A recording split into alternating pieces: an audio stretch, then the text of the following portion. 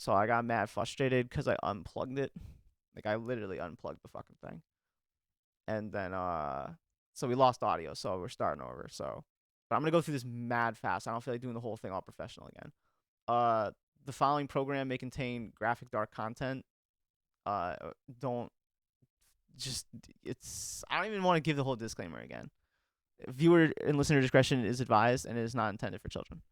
Anyways, today is the 22nd of January 2023, and now we're just gonna skip right to Kandichan. Will you do the honors and insert quarters, please? Thank you. So yeah, what does tech support at a dispatch center look like in 29 cents? What Um, does that look like? so Considering that all the infrastructure is kind of still recovering from World War Three. yeah, that's actually a really good question. So the question, I don't know if y'all could hear, but the question is like, what is tech support? So the story actually between the time where I was giving the disclaimer and before you put that in had shifted away from where it had started in the shower and it is now the fifth dumb job that Candy Chan takes because she needs one for each color, and this one's gonna be the blue one because she thought she was doing there's the green one which is where she goes with the lesbian lady in an armored truck as the recoveries service for the corporate royalty basically, and it's their returns service. That's a different episode. And then so for the tech support one, oh, for the other color job, the white job, which is just like very basic human work. Um, it's actually the first job she does, and she's power washing with a sprayer and a cherry picker, and the lesbian lady drives the cherry picker, and Candy Chan, and Candy Chan's like, enough, enough. Can I just fucking plug into it? And she's like, against regulations, negative. And Candy Chan's like, stop talking to me like I'm a fucking robot. And then Candy Chan is like, just spraying it, and then like another shell hits her in the goggles, and it just says bonk, bonk, bonk, bonk, bonk, and it's kind of like when tilt happens in a pinball game, but instead it says bonk, and uh so I'll tell this story in its entirety. And so this takes place where they're cleaning, where they're hired to clean. We find this out because Candy Chan jumps down, and abandonment of job site is against regulations. I fucking quit. Fuck you. And then the woman like powers down. Hey, come on, kid. You know I don't mean it. I'm sorry. And she's like, no, no, it's not personal. I don't care. Come on, don't make me finish this whole thing up. Yeah, yeah, yeah. You know what? You'll be fine. And she dips. And so Candy Chan climbs up the entire like it's like the ocean is hitting the wall. And then at the top of the ocean and then back a little bit is a massive tide. Like when I say a massive tide wall, I'm talking anime. Like like anime massive. Like it's and then the ocean itself we already have seen in previous is just razor blades as far as you can see, into because to just stop people from invading, using beechcraft and hovercraft and any other type of anything. So and it's just filled with trash too. So Bikini Chain is washing the corpse coral and the mollusks off, and just and she's also spraying the float squid, and they smell just terrible. And then so all of that, but in dialogue, bitching when she gets up. So she climbs the whole wall, and she gets up, and it's the pier where there is the dark carnival, and she goes and she visits Bonko and the other one, Chuckles, Bonko and Chuckles. And she goes and visits them, and they're like not working. They never ever ever do their jobs. Like no, yeah, just like never. They just wear face paint all day, and then they yell at the kids that ask for help, and they yell at the Karens who ask for help, and they ignore everyone and they do their nails, and like they just don't care. And they're like, I want to speak to a manager, and it's like, what response do you think is coming back? It's just like, ah, hello sir, I am the manager. Well, she like pretends to get like buzzed in, but then she like starts like insulting him even more, and just like pretending that she's like doing the automaton thing. Um, because like half of the people are literally NPCs. They just like they can disconnect at any time, which we're shown when the lesbian lady. So anyway, so Candy Chan is like just bitching about it. Anyway, she's kind of hot. I may take that job again and hope to get paired with her. And if I don't, I'll just quit and come up here again. And they're like, all right, well, what are you doing later, Candy Chan? And she's like, well, that's actually why I took this job in the first place. But now I have an extra 45 minutes because I wasn't done yet. I don't care if I don't get paid for the last hour. Like they pay me by the microsecond. and it like shows like the credits earned. Then she's like, anyways, here, and she like prints out a strip, and she's like, it's below the threshold I was trying to aim for today, so I'm just gonna go gamble for a while. You could just take this as a tip. And she's like, thanks, Candy Chan. And then Candy Chan gives her a lollipop. So so the next dumb job that Candy Chan gets is she's selling. This is actually where she meets Lillian for the first time. She's selling ice cream in the subway terminal, which is not lawful. And so Lillian comes up and she's like, very primitive. She's like, "Excuse me." And then Candy Chan's like, "Well, come on, lady, order." And like, cause she's like kind of like holding up the line, and like people are like walking around her, and it's interesting because like they view her as a pillar, like a metal pillar. So they're watching the flow of traffic, and because most people are just on an auto path, like they're just auto pathing, and Lillian is so high ranking within like the hierarchy of the city that they move around her as if she's like a buzzing bee. They just don't go near her. And it's starting. So Candy's like, "Come on, lady, move it along. You're wrecking business." And so she's like, "Do you see the lines over there?" And it's like, and it is. There's like bright. It's like red, black, red, yellow, black, yellow, black, yellow, black, yellow, black, yellow, black, all the way across. So the edges have red. And she's like, "You're in the red zone." Candy Chan's like, "Yeah, but I'm barely in the red zone," and she just like doesn't. And then she's like, "Even if you were in the yellow zone, I would still check your sticker. Let me see your sticker." And it's like hella expired. And she's like, "This doesn't even go to this cart." And she's like, "Really, lady? What are you gonna do? You're gonna snipe me over this?"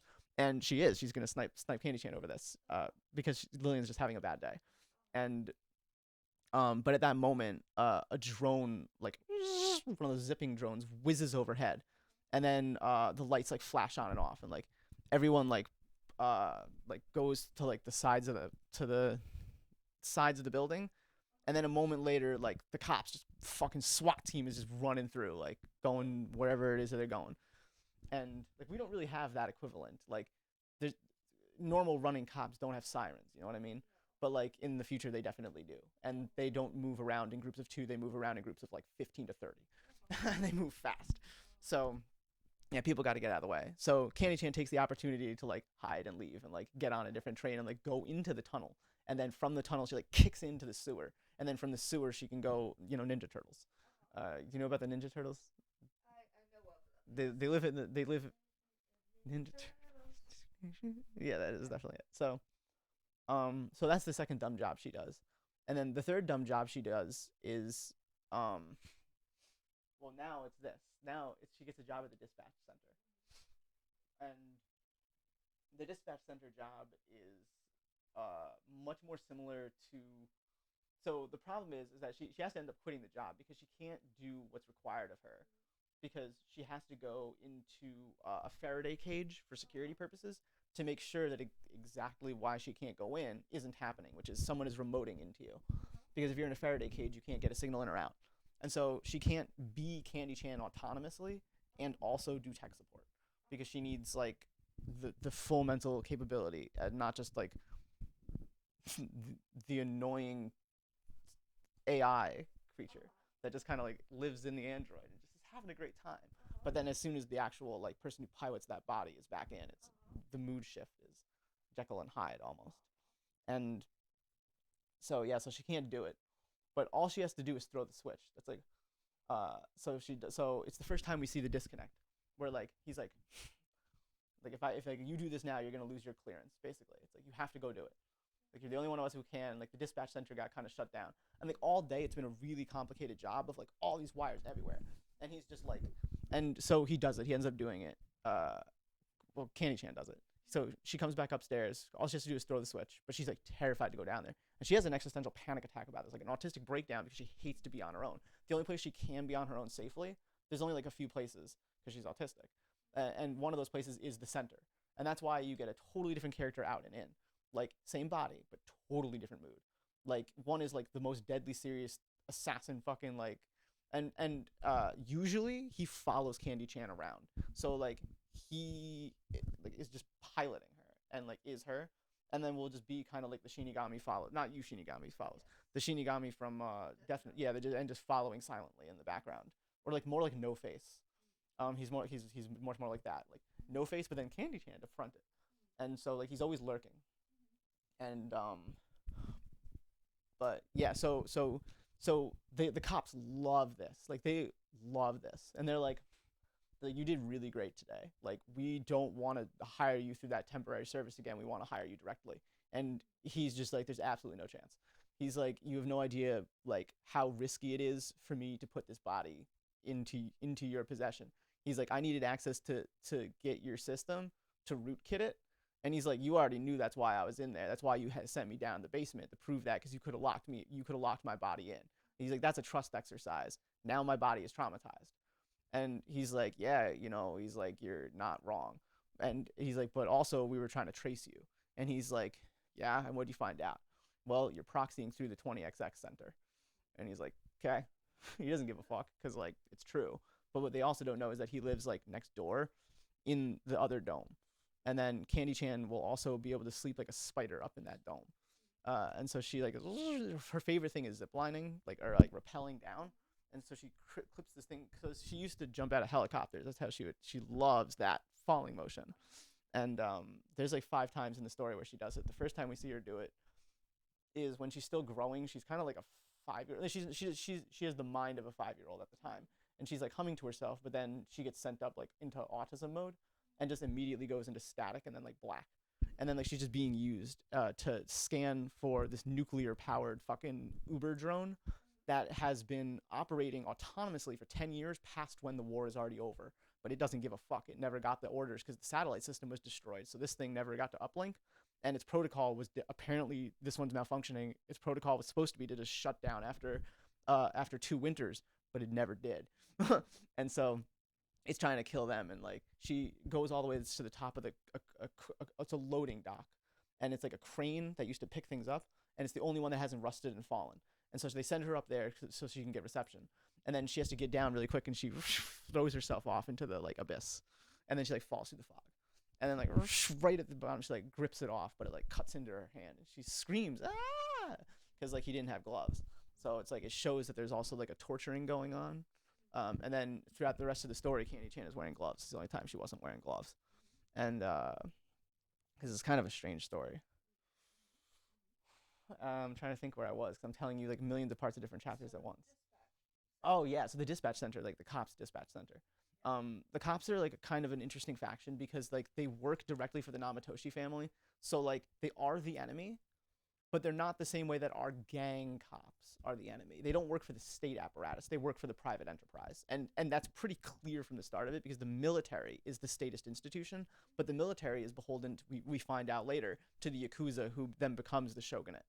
And that's like so, but before any of that happens, the dispatch center, so he's like, so you cleared my rootkit out then. And he's like, I'll tell you what. And he like completely unplugs his own neutralizer, and he starts verbalizing, which like up until this point they've been completely silent, standing on opposite ends of a parking lot. And then he steps like forward, not like opposite ends of a road parking lot. And then so he just says it verbally. And but he speaks like this. And he's got like a really weird like lisp, and it's nothing like the voice in his head. And he says, he's like, I don't care if you remote through us and pretend to be us. I could kill you at any time, but you have to work without payment. And so that's basically what the arrangement is like there will be no money that they're paying him officially, but they let him in the building, and as long as he maintains the wires, because that's what he's trained to do. He's like a necromancer. And so the first thing we see him doing is there's this like jumble of wires from the old person who used to do it, who is this like fucking otaku nerd that they fired because they found out that he's just like untrustworthy and he's an otaku nerd. So he strips all, like we see the next chapter is this incredibly complicated, like, and this is actually it's the same thing that he does on the growing machine, because he's growing this like machine. And I don't know if I've told you about it in detail, but like the same way that the coral reef animal, the owl monster, that the corporation is growing, he's growing the mechanical version of that, almost like it's hyper complicated. Like he calls it the light show, but that's not what it is. And it's basically the mechanism of control that the owl monster then uses to remote into the people that have the brain leeches in them. And so he's like building like a mind control machine. Like it's not a time machine, but it's like a mass mind control. And so he has this thing in Candy Chan's sleeve that she uses because it's like these two really it's a medical device called the spider that was designed to like plug bullet holes on a jiffy. Bash it in the skin, hit the fucking button, like it's not gonna be pretty and it's gonna hurt like crazy, but you'll be able to move and it will like you'll be fine. So she uses that thing to spin cotton candy onto little things of plastic and then gives that cotton candy. He uses it to split wires and then unwrap the wire, take the metal, send in like a surgical instrument, grab it, pull it back in, re-thread it to a different wire, and then resolder it on the like with like a spark, like welding. That's the word. Weld it and then re-strip the plastic around and then wrap it with electrical tape. And he's just doing this like it's nothing. And the only other character we see with such proficiency also was a repairman, and they call him the exchangeman, and he owns the entire market. But he pretends like he doesn't because he just likes to trade with people because he likes to see people up close for like what they are, and he spends time organizing stuff. I think I've told you about him where he has the yellow line. Yes, yes. Samar tries to trade this dude. Yes, Yeah. yes, I remember the good stuff of the guy in the boiler room. Yes, the boiler, Spirited Away boiler room. Plus, he wears on his head an optometry. Like it looks like an optometrist, one or two, and he uses that to just change his own vision in real time. And then he like zooms in and like yeah. So he's the only other person we see that is that proficient besides Kandichan slash Kandichan's pilot.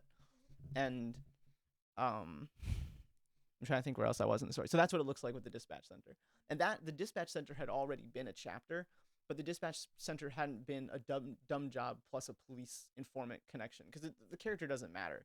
It just is an introductory character, and yeah, that had already existed for quite a while. And that exactly what I had said that it is for is so that like he proxies through the 20XX center. Like a gaming facility is the perfect place to like launch cyber war. It is a cyber war center, and but now he also has the local remote cop hub, and that's very helpful because now he doesn't have to hack the traffic control system using like physical bugs and like chip assassinating or microwaving or EMP attacks, light flashing attacks, like binary like buzzing electricity in binary to try to reset signals. That's a good one. And yeah, I think my brain wants to either change gears and or tell a different chat. Will you insert one more quarter for the day? Do you want to not insert? There's no pressure. So we can let's get food. Thanks for listening. We'll be back next time, guys.